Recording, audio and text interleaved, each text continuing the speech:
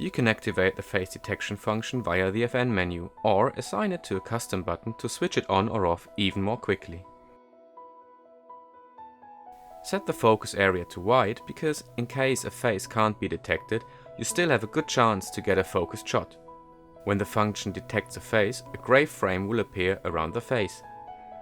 With the autofocus activated, the frame will appear white, and when you press the shutter button halfway down, it turns green. Please note that the camera might not detect a face at all times, especially when the subject is moving or if only a part of the face is visible. In this case, the camera will focus on the subject just by using the focus area you are choosing.